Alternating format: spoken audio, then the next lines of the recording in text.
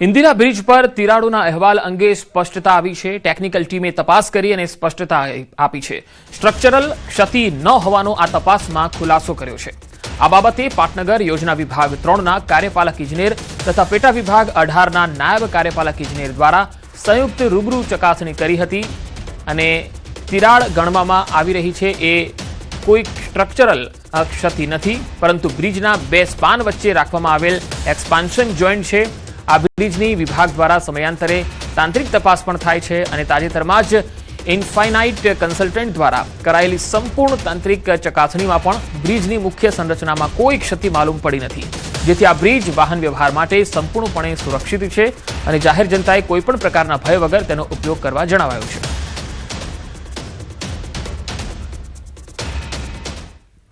પાટણમાં chief ઓફિસરની surprise વિઝિટમાં મોટો ઘટસ્ફોટ થયો છે। પશુઓના વાડામાં ગેરકાયદે રહેણાંક ઝડપાયું છે।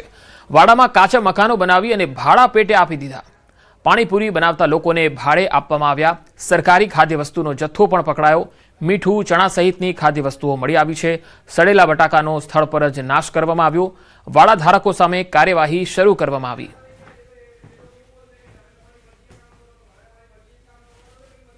ગાયોને બાંધવાની જગ્યાઓ છે, એ ગાયોને બાંધવાની જગ્યાએ રૂમો બનાવીને ભાડે આપી દીધી છે, એટલે શહેરમાં ગાયો રખડે છે એ આજે જાણવા મળ્યું। એટલે હવે આ જે ગાય માલિકો અને વાડા માલિકો છે તેની સામે કાયદેસરની કાર્યવાહી નગરપાલિકા કરશે। તો વાડામાં કાચા મકાનો બનાવી અને ભાડે આપી દીધા। પાણીપુરી બનાવતા લોકોને ત્યાં ભાડે આપવામાં આવ્યા હતા। ચીફ ઓફિસરની સરપ્રાઇઝ વિઝિટમાં તેનો ઘટસ્ફોટ થયો છે।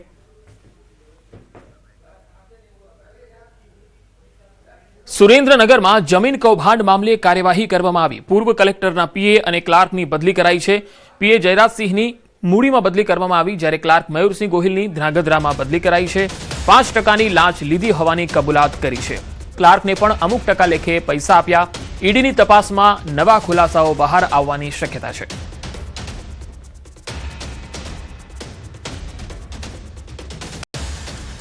વડોદરાના શિનોરમાં એક દિવસમાં 2 અકસ્માતો થયા। માલપુર પ્રાથમિક શાળામાં કારને અકસ્માત નડ્યો।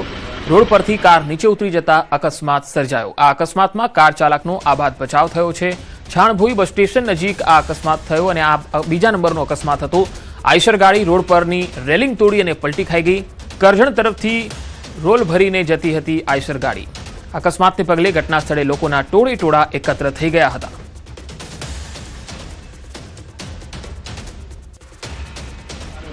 नहीं, थोड़ा स्पीड में बोले तो मैं मेरे हिसाब से था, टर्निंग के हिसाब से बोलूंगे। आपको कोई नहीं नुकसान कुछ भी नहीं। कहाँ से भर के लाए? ये इधर से कास्मो से। ત્યાંથી રાજપીપળા જતો હતો ગોપાલપુરા, પણ અચાનક ત્યાં ગાડી રસ્તો પર સારો હતો પણ બમ્પ ન હોવાને કારણે સ્પીડ થોડી 70-80 ની હતી, એટલે ગાડી વળાંક વધારે હતો એટલે ગાડી સીધી વળાંક ખ્યાલમાં ના આવ્યો એટલે સીધી ગાડી નીચે ઉતરી ગઈ છે। મને વધારે નુકસાન ન થયું પણ ગાડીને નુકસાન થયું છે। વાગ્યું ના, એ ભગવાનની કૃપા છે। પણ આગળ જતા ગામ લોકોનું કહેવું છે કે અહીં ઘણીવાર એક્સિડન્ટ પણ થયા છે, તો આગળ સરકાર ત્યાં આગળ બમ્પ મૂકે અને આગળ બીજા કોઈને નુકસાન ના થાય તેવી વિનંતી છે।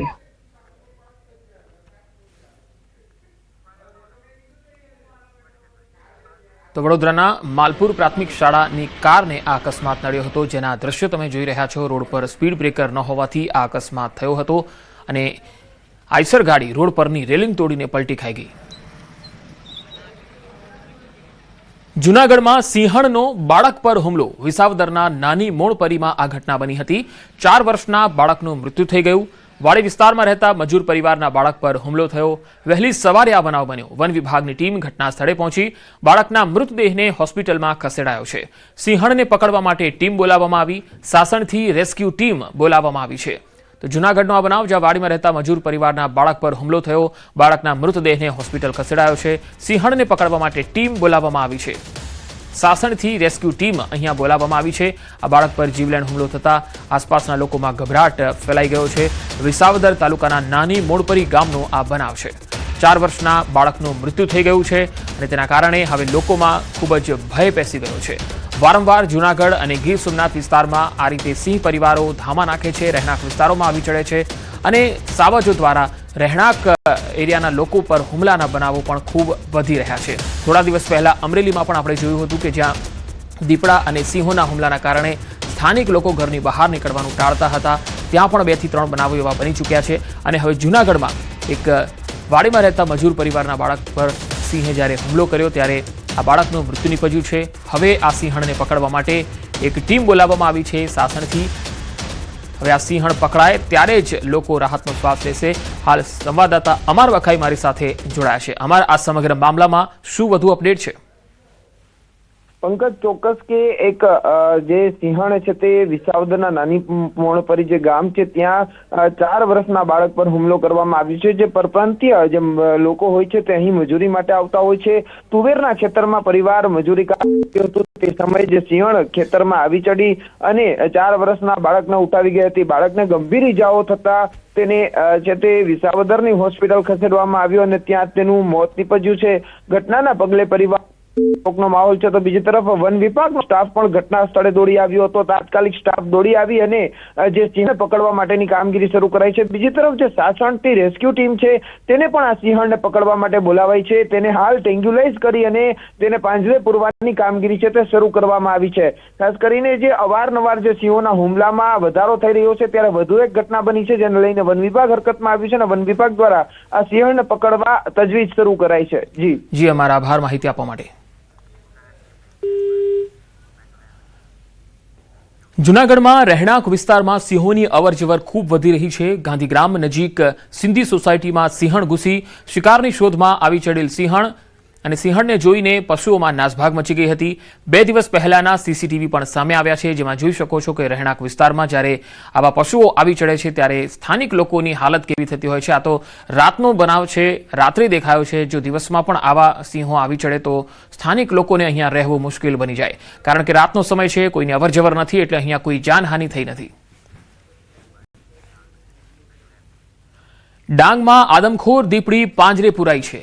શામગાહાન રેન્જમાંથી એક દીપડી પકડાઈ છે. શામગાહાન રેન્જના લહાન માડુંગા ગામે દીપડીએ પશુપાલક પર હુમલો કર્યો હતો. દક્ષિણ વન વિભાગે અલગ અલગ જગ્યા પર પાંજરા મૂક્યા હતા. પશુપાલક પર હુમલો કરનાર આશરે 1.5 વર્ષીય દીપડી પાંજરે પુરાઈ છે. આદમખોર દીપડી પાંજરે પુરાતા ગ્રામજનોએ રાહતનો શ્વાસ લીધો છે. તો આ ડાંગના શામગાહાન રેન્જની દીપડી છે. હવે 4 પગનો આતંક 3 અલગ અલગ તસવીરોમાં અમે આપને બતાવી રહ્યા છીએ. જૂનાગઢના વિસાવદરમાં એક સિંહણે બાળક પર હુમલો કર્યો અને આ બાળકનું મૃત્યુ થઈ ગયું. બીજી તસવીર શિકારની શોધમાં જ્યારે સિંહણ આવી ચડી એ જૂનાગઢની તસવીર પણ તમે જોઈ શકો છો, જ્યાં મોડી રાત્રે એક સિંહણ છે એ રહેણાંક વિસ્તારમાં દેખાય છે. ત્રીજી તસવીરમાં ડાંગની છે, જ્યાં શામગાહાન રેન્જમાંથી એક આદમખોર દીપડી પાંજરે પુરાઈ છે, જ્યાં એક વ્યક્તિ પર આ દીપડીએ હુમલો પણ કર્યો હતો.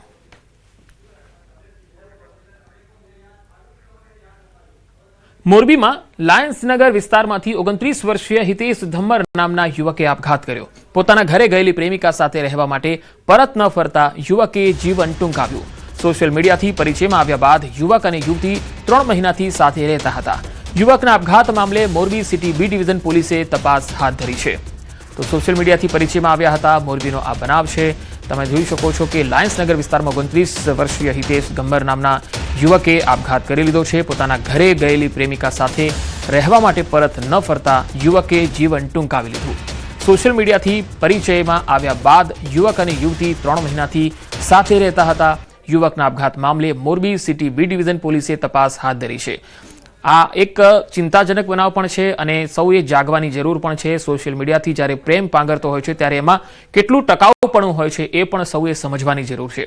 મોરબીથી સંવાદદાતા રવિ મારી સાથે જોડાયા છે. રવિ, આ સમગ્ર બનાવમાં હવે તપાસ કઈ દિશામાં થશે? મોરબીના લાયન્સનગર વિસ્તારમાં રહેતા હિતેશ ધમ્મર નામના 29 વર્ષીય યુવકે આત્મહત્યા કરી છે અને સોશિયલ મીડિયાથી તેની પ્રેમિકા સાથે તેનો પ્રેમ પાંગર્યો હતો અને એ પરિણીત યુવતી સાથે પ્રેમ પાંગર્યો હતો. તે દરમિયાન યુવતી તેના ઘરેથી કોઈ પણ કારણોસર ચાલી ગઈ હતી. તેના માવતર અને એના વિરહની અંદર આ યુવાને ગળે ટૂંપો લગાવીને લાઈવ સુસાઇડ કર્યું હતું, જેનો વિડીયો વાયુ વેગે વાયરલ થયો હતો. તો આ સમગ્ર મામલે પોલીસે જે યુવકની પ્રેમિકા છે તેની કોઈ પૂછપરછ કરી છે? અત્યારે તો અકસ્માતની નોંધ લઈને પોલીસે તપાસની કામગીરી શરૂ કરી છે અને ત્યારબાદ આગળ વિશેષ તપાસમાં જાણવા મળશે કે કયા પ્રકારે ગુનો દાખલ થાય છે. જી રવિ, આભાર માહિતી આપવા માટે. સુરતના લિંબાયત